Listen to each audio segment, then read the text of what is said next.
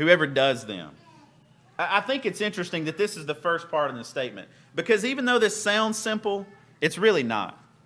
To do the things that God commands, to do this loving God with all of our heart, our soul, and our mind, and our strength, to love people as ourselves, it's really not as easy as it sounds on the surface. And let me explain for a second.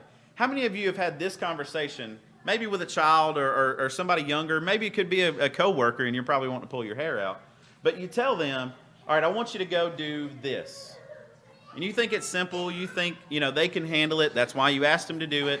But then shortly thereafter, maybe a little time passes, they come to you and they say, now, how exactly did you want me to do this? And then you answer and you're like, that kind of thing. And the time passes. Maybe they come back again and they say, well, wouldn't it be better if I did it later? I think of like mowing the yard. And I know these conversations have happened. But if you say to a teenager, go mow the yard. And they're like, well, I don't normally mow the yard. So do you want me to use the push mower or the ride mower? Do you want me to weed eat too? Does it matter which direction I go? They ask all these questions, right? But then it's like, well, I think it might rain. Maybe I should put off the mowing. I'll do it later when it's supposed to be sunny and not so hot. Or, and all this conversation happens and you're just thinking, just go do it. I told you do it. And I said now, and I thought you could handle it. But a lot of times we ask all these questions to delay the inevitable. Or maybe even to just avoid it altogether. See, Francis Chan explains it like this. He says, if I told my daughter, go clean your room. And the daughter goes to the room and it's been 30 minutes or whatever. And he goes in, he checks on her. And she's in there and she hadn't cleaned a single thing. And he says to her, what are you doing? She says, well, Dad, I thought about what you said. And I thought about all the nuances of go clean your room and what that means. And what it would look like if I actually cleaned my room. What would it look like when it was a finished product? When it was all clean, what would the room look like? And he's like, just clean your room. And he leaves. And he comes back 30 minutes later. And this time he comes in and there's some other people there with her. And he's like, the room is still a mess. And he says, why is the room still a mess?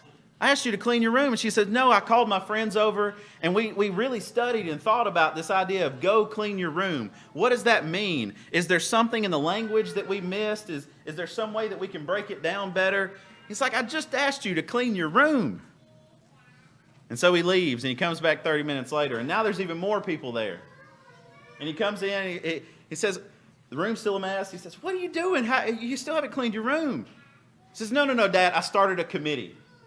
And this committee, we're going to figure out how to do it, what it's going to take. We're going to get all the tools we need, the vacuums and this and that, and we're going to actually clean the room. This committee is going to take care of it.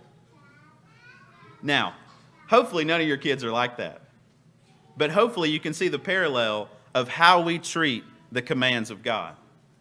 Is sometimes we sit and we mull it over and we get together and we talk about it and we form a committee and we do all these things, and the whole time we're not actually doing what God wants us to do. It's really simple, but so hard at the same time. We have to get back to just doing out of faith what God asks us to do. Is it difficult? Yes. Is it sometimes easy to misunderstand? Yes. Is it going to be something that will take your entire life process of learning how to do? Yes. But it's as easy as starting to do it.